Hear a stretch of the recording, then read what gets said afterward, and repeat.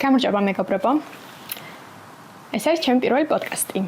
მიზეზი თუ რატომ დავიწყე ვიდეოს ჩაწერა არის რომ უამრავი რაღაცა მაქვს გასაკეთებელი და იმდენად დამეწყო ეს შფოთვა, რომ უნდა გამეკეთებინა რაღაცა რაც მსიამოვნებს და რაც ცოტა ჩამიცხრობს ამ შფოთვას.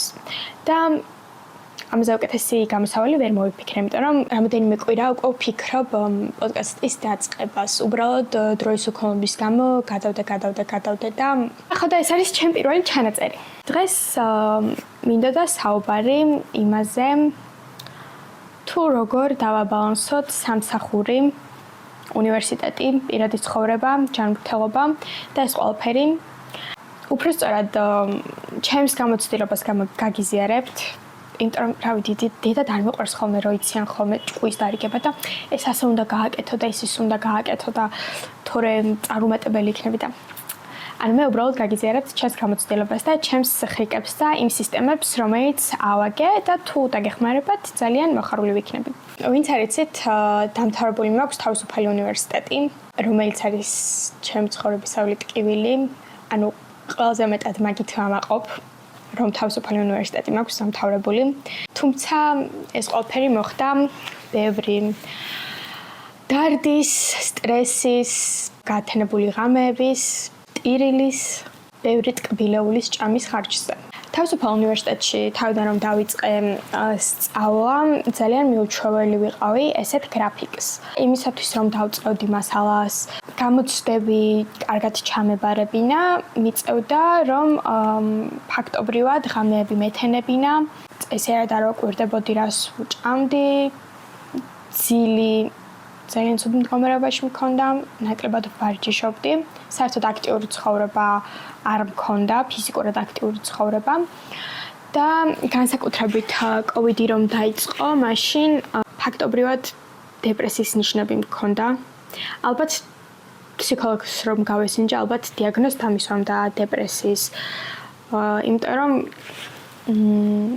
ყოველ დღე ვტიროდი, წესიერად არ მეძინა, ელემენტარული რაღაცების გაკეთება კი არ შემეძლო, მეზარებოდა. აი ჰიგიენის დაცვაც კი ძალიან დიდ ძალისხმევას ითხოვდა, რომ მე შევსულიყავი აბაზანაში და თავი მომეწესრიგებინა. ეგეც აი ყველაზე რთულ ამოცანად მეჩვენებოდა.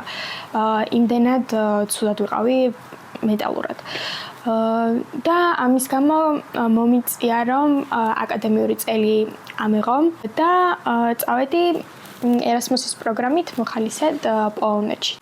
და იქ რომ მეკითხებოდნენ ალბათ როგორი სტრესული არის შენთვის უცხო ქვეყანაში, უცხო კულტურაში რო აღმოჩნდები, ყველაფერი ახალია, ენა არ გესმის.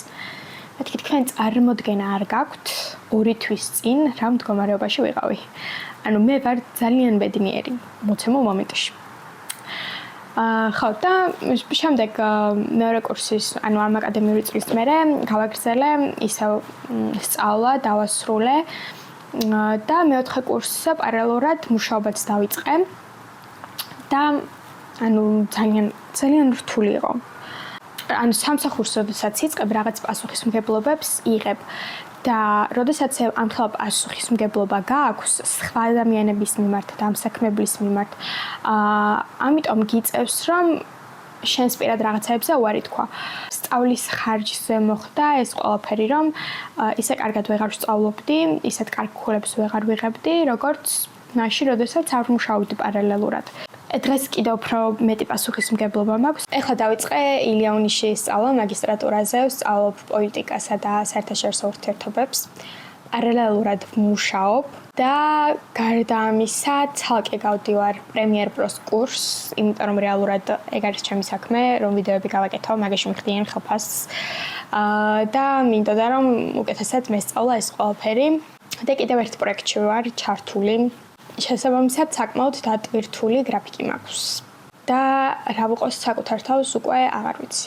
ანუ არ ვიცი რატო ვუკეთებ ამას საკუთარ თავს, მაგრამ აი ეგრე ვიცი ხოლმე რომ აი ყველაფერს მოვედები აბსოლუტურად.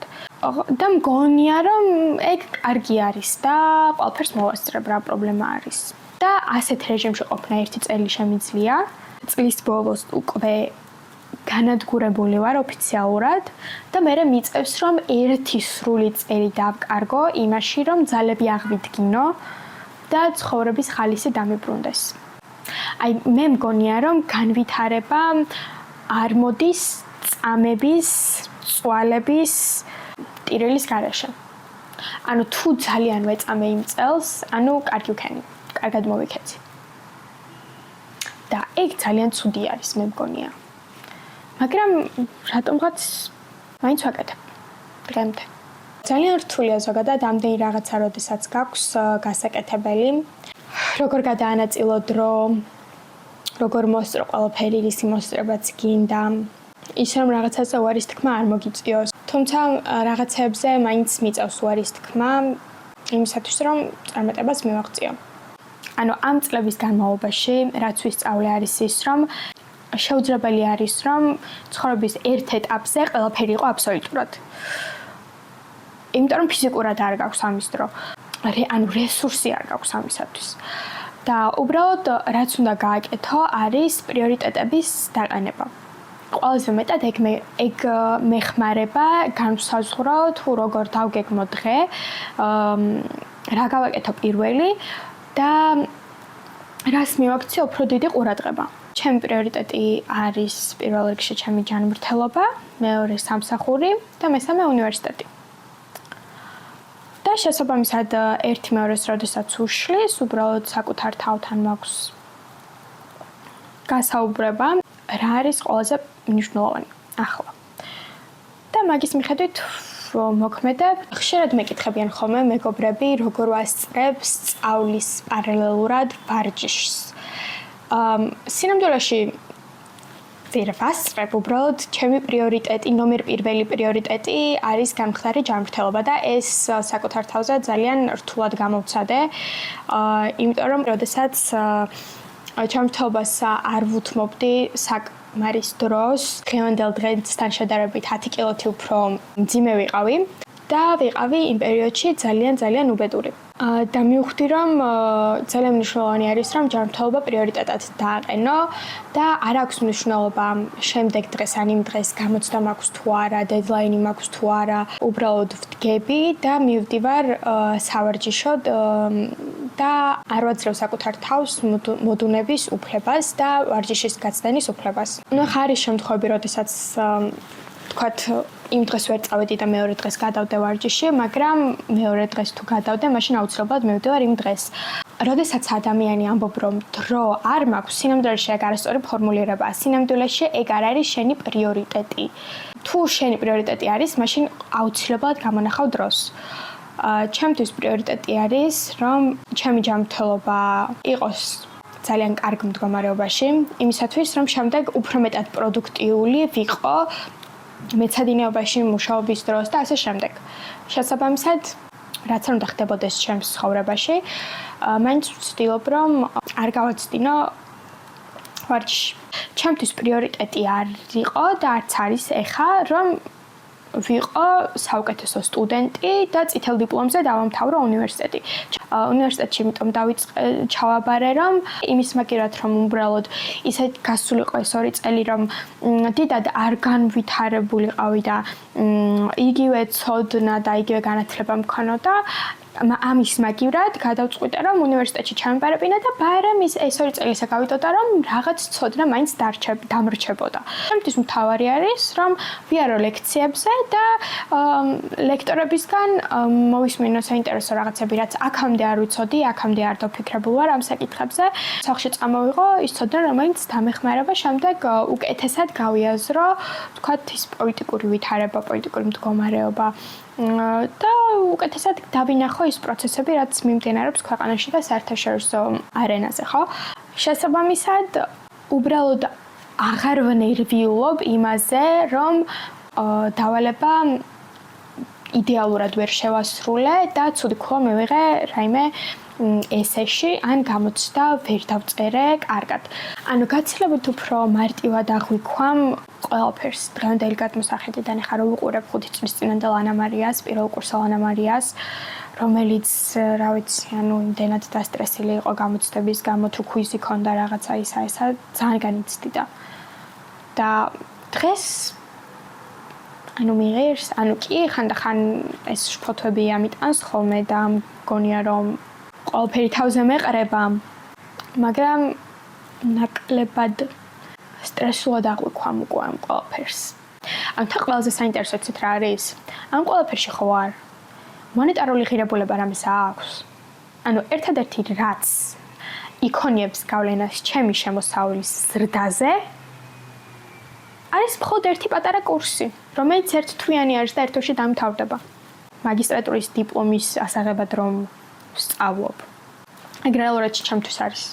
რომ უბრალოდ მაინტერესებს და მინდა რომ უფრო სიღრმისეულად ვერ ვკვეოდე, მაგრამ ჯერჯერობით ვერ ვხვდები რაში უნდა გამოვიყენო ეგ ცოდნა. ქართული ოცნების პირობებში ხო ცოტა შეუძლებლად მეჩვენება. სად შეიძლება გამოვიყენოთ ეგ ცოდნა. თან ეხლა გეცოდინებათ ალბათ რომ განათლების რეფორმა სატარებს ქართული ოცნება, რომლის მიხედვითაც შეიძლება რომ გაასხოსოს ეს უნივერსიტეტის კამპუსები, თქვათ შეიძლება ხელისუფლებას ჩაერიოს უნივერსიტეტის საქმეებში, ავტონომიურობაში და თქვას რომ პოლიტიკის და საერთაშორისო მეცნიერებების ფაკულტეტი უნდა ისწავლებოდეს მხოლოდ ქუთაისში და თბილისში აღარ ისწავლება. და ეს რეალურად პირველ რიგში არის ზედმეტი ჩარევა უნივერსიტეტის ავტონომიურობაში. მეორე კონკურენცია დაიკარგება უნივერსიტეტებს შორის. განათლების დონე კიდევ უფრო დაეცემა, იმიტომ რომ ხელოვნურად როდესაც ხდება ეს ყველაფერი, შეუძლებელი არის, რომ ამას კარგი შედეგი ჰქონდეს. ის კომპეტენტური, კარგი, ცოდნე, განათლებული ლექტორები, რომლებიც თბილისში ცხოვრობენ და უნდათ თავიანთი ცოდნა სტუდენტებს გაუზიარონ, ის ლექტორები არ აპირებენ, თქვათ, ქუთაისში ან სხვა ქალაქში ან სხვა რეგიონში გადასვლას იმის გამო, რომ ქართულმა ოცნებამ გადაწყვიტა, რომ ესა და ეს ფაკულტეტი ისწავლებოდეს რაჭაში. ხო, რაჭაში ხო არ გადავა. შესაბამისად, განათლების დონე დაეცემა, მერე კიდევ უნივერსიტეტებს შორის კონკურენცია დაეცემა. ხო და ძალიან ცუდი რეფორმა არის მოკლედ. ძალიან დიდი იმედი მაქვს, რომ ქართული ოცნება და ეს სისტემა ჩამოინგრევა შემდეგი რამოდენიმე თვის განმავლობაში. ეხ არის 2025 წლის ნოემბერი. ერთი წელი იყო პროტესტი მიმდინარეობს. რავი, იმედია სანამ უნივერსიტეტს დავამთავრებ და სანამ ეს რეფორმა ძალაში შევა, მანამდე დავუმარცხებთ რეჟიმს. მაგრამ არავინ არ იცის. ძალიან დიდი უიმედობა არის. მართლა ძალიან დიდი უიმედობა არის. ახლა ჩემი ოჯახის წევრებს არავის არ აქვს იმის იმედი, რომ შემდეგი ერთი წლის განმავლობაში ქართული ოცნება წავა. წავა რა, იძულებული გახდება, რომ ძალაუფლება დათმოს. ყველა აბსოლუტურად განიხილავს ჩემს ირგვლივ, არ ვიცი ზოგადად როგორ არის, მაგრამ ჩემს ირგვლივ ახლა ფედერალისტებზე არ მაქვს საუბარი. ვინც არიცით, ახლა მე ფედერალისტებში ვმუშაობ, რომელიც არის პოლიტიკური პარტია. ფედერალისტები ძალიან იმედიანად ვართ, მაგრამ ჩემს ირგვლივ ყველა აბსოლუტურად განიხილავს, რომ მინიმუმ 5 წელი ქართული ოცნება იქნება ხელისუფლებაში. რაც არ დაანგრევს ქვეყანას. ძალიან ბევრ თემას ვეხები ალბათ. ესე ფულის პრობლემები კიდე ცალკე მაქვს. ამბავ დროს ფულის მიმართ მე მგონია, რომ არიჯანსაღი დამოკიდებულება ჩამომიყალიბდა. ყოველთვის მგონია, რომ ეს ფული რაც მაქვს, ერთ დღეს ავართქლდება და პურის ფული აღარ მექნება. ეს ყოველთვის არ მქონდა. ეს ალბათ ჩემი წინარე გამოცდილებიდან გამომდინარეობს, იმიტომ რომ ყოფილი შემთხვევები, როდესაც დიდი რაოდენობით ფული მჭირდებოდა მოგზაურობისთვის, რაღაცა ბანაკში წასასვლელად და იმ კონკრეტულ მომენტში უბრალოდ ვერ ვაფინანსებდი საკუთარ თავს. და მომიწია, რომ მშობლებისთვის მეთხოვა. ხო და უბრალოდ არ მინდა, რომ სხვაზე ვიყო დამოკიდებული. მე მინდა, რომ თავისუფლად მოძრაობდი ამ სამყაროში. და იმას ვაკეთებდე, რაც სურს იმ კონკრეტულ მომენტში. ვინაიდან ესეთ მდგომარეობაში რამოდენიმეჯერ ვიყავი, ამიტომ კიდევ უფრო მეტად დავინახე იმის მნიშვნელობა, რომ რაც შეიძლება მეტად გავხდე ფინანსურად დამოუკიდებელი. და დავიწყე პოდკასტების ყურება.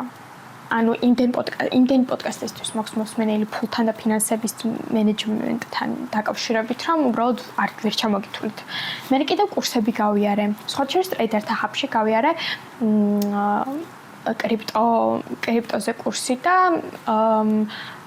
საფონდო ბირჟაზე ვაჭრობის კურსი და ძალიან დიდი რეკომენდაცია ამ ხალხს, ან ძალიან კომპეტენტურები და ძალიან საინტერესო ხალხი არის. თუ ხართ დაინტერესებულები, აუცილებლად შემოწმეთ მათი გვერდი. შეგიძლიათ კურსიც გაიაროთ ნამდვილად ღირს. ძალიან კარგად გაეცნობით ამ სფეროებს. ამ პოდკასტებიდან ამოუკვირდება ის რაღაცები, რისი გაკეთებაც მე შემიძლია მოცემულ მომენტში. მოცემულ მომენტში ახლა ჩემი მიზანი არის, რომ მინიმუმ 6 თვის სამყოფელი თანხა შევაგროვო. რაც გულისხმობს, რომ მაქვს დაანგარიშებული ყოველთვიურად დაახლოებით რამდენს ვხარჯავ, რომ გამრავლო 6-ზე ამ რაოდენობის თანხა უნდა მქონდეს უბრალოდ ქეშად ბანკის ანგარიშზე. და ეგ არის ჩემი მიზანი, რომ ეგ დავაგროვო, იმიტომ რომ არ იცი რა მოხდება. შეიძლება ხელფასი დამიგვიანდეს. აი რა ვიცი, ესეთი გაუთვალისწინებელი შემთხვევა შემექმნას, რომ მომიწევს დიდი თანხის გამოყოფა. ან ხო შეიძლება რომ სამსახური უცებ დავკარგო. ან არ იცი რა ხდება, ხო? იმდენად არასტაბილური ქვეყანა არის, რომ იმას ვერ გეგმავ შემდეგ წელს რა გავაკეთო. ხო და ამიტომ ძალიან მინდა რომ 6 თვის სამყოფელი თანხა შევაგროვო. ეგ რომ არ მქონდეს მომიწევს რომ სხვისგან სხვას ვთხოვო. ანუ მე ყოფილვარ ისეთ მომენტში რომ სხვისთვის მისასხებია ფული, ხო? და საშუალოდ არაკომფორტული არის, იმიტომ რომ მე იმ მომენტში მომიწია რომ საკუთარ რაღაც სურვილებზე და მოთხოვნილებებზე მეთქვა უარი, იმიტომ რომ იმ ადამიანს ვისაც სჭირდებოდა იმას მივეცი. და ზოგადად უარის თქმა მაგ შემთხვევაში არ შემიძლია ხოლმე, რაც ძალიან დიდი მინუსი არის ალბათ და ეგ უნდა გამოვასწორო, მაგრამ ყოველთვის ეგრე ვუყურებ, რომ ეს ფული, რასაც მთხოვენ, ეგ ეხლა ჩემთვის სასიცოცხლოდ მნიშვნელოვანი არ არის. ანუ სახლი მაქვს, საჭმელი მაქვს და არ ვკვდები, მაგრამ იმ ადამიანისთვის სასიცოცხლოდ მნიშვნელოვანი არის ალბათ, რადგან ასე მთხოვს და ამიტომ ყოველთვის ვაძლევ ხოლმე. ხო და მაგის გამო მე რაღაცებზე მე მიწევს უარის თქმა. ხო და არ მინდა რომ სხვა ადამიანი ეგეთ უხერხულს მდგომარეობაში ჩავაყენო. უკვე 24 წელს ვხვდები, ერთ კვირაში ვხვდები 24 წელს და არ მინდა რომ ამ საკითხში მშობლებზე ვიყო დამოკიდებული. ხო და იმისათვის რომ ეს ფული შევაგროვო, რაღაცების დათმობა მიწევს. და შოპინგობ მხოლოდ და მხოლოდ აუცილებლობის შემთხვევაში და არამიზნობრივად არ ვხარჯავ ფულს. თუ რაღაც აუცილებლობა არის ითხოვს, ანუ არ ვხარჯავ. ხა Black Friday არის და არაფერს ეგროს არ ვაპირებ. ამაზე მაქვს დებატი სხვადასხვა ადამიანთან. ძალიან უმეტესობა ამ ადამიანებისა მეუბნება, რომ ეგ არის ძალიან არასწორი შეხედულება. ძალიან არასწორი ქმედება, იმიტომ რომ ცხოვრებით უნდა დატკბე და ძალიან ახალგაზრდა ხარ, უნდა იპრანჭებოდე, გარეთ ხშირად უნდა გადიოდე, მეგობრებთან ერთად უნდა ერთობოდე, მაგრამ ეგ ადამიანები რეალურად ჩემთვის არ წარმოადგენენ მაგალითს ფინანსურად. შეიძლება სხვა ასპექტებში და სხვა საკითხებში ჩემთვის მაგალითს წარმოადგენდნენ, მაგრამ აი ფინანსებს როდესაც ეხება საკითხი, ეგენი არ წარმოადგენენ მისაბადს მაგალითს. ამიტომ მათგან არ მივიღებ რჩევას. ყველა ადამიანისგან რჩევა არ უნდა მიიღო ყველა ასპექტში. ანუ თუ ის ადამიანი შენს მომავალ ხედვას არ ემთხვევა, ანუ მისგან რჩევა არ უნდა მიიღო. იმ ადამიანისგან მივიღებ რჩევას, რომლის მსგავსიც მინდა ვიყო 10 წელიწადში. ხო და ის ადამიანები, რომლებიც ჩემთვის სამაგალითოები არიან და მინდა მათ მიუბაძო და მინდა მათსავით წარმატებული ვიყო, თქვათ ფინანსურად დამოუკიდებელი ვიყო, ისინი ამბობენ, რომ უნდა თქვა რაღაცებზე უარი. კი ძალიან რთული არის. ძალიან რთული არის, როდესაც რავი ხედავ შენს ირგვლივ ყველა როგორ ერთობა, ყველა რა ლამაზად გამოიყურება, რავი ყველა მოგზაურობს, ყველა რა ვიცი ყოველ კვირა ახალ რაღაცას ყიდულობს და ანუ ხშირად გარიყოლად ვგრძნობ თავს და ეჭვის ქვეშ ვაყენებ ჩემს ამ ფილოსოფიას, მაგრამ მე ვიხსენებ ჩემს სამომავლო გეგმებს. რა არის ჩემთვის მნიშვნელოვანი და არის სიმიღწევა მსურს. მე უფრო მარტივი ხდება ეს ყველაფერი. ხო, მე მგონი ძალიან მოგაწყენეთ თავი. უასწროდ ბევრ საკითხს შევეხე და ყველაფერზე ვისაუბრე. თან ბოლო დროს მატარდებს. არ ვიცი რამდენი თქვენგანი უყურებს ამ პოდკასტს ბოლომდე, მაგრამ თუ ბოლომდე მიყურეთ, მაშინ დამიკომენტარეთ თუ შეიძლება, მაცნობეთ და მაინტერესებს თქვენი ხედვა ამ საკითხებზე პირველ რიგში. ძალიან მიყვარს ხოლმე სხვადასხვა აზრის მოსმენა და ძალიან მომწონს ერთი და იგივე საკითხი სხვადასხვა პერსპექტივიდან დანახვა. შესაბამისად, თუ არ შეგიზარდათ, აუცილებლად დამტოვებთ კომენტარი, თქვენ რას ფიქრობთ ამ საკითხებზე. ერთადერთი ის ვიცი, რომ არაფერი არ ვიცი. ასე რომ თქვენ შეგიძლიათ გაითვალისწინოთ ეს ჩემი გამოცდილება და ჩემი ცოდნა, ან არა. შემდეგ პოდკასტში შევხვდებით. ნახვამდის.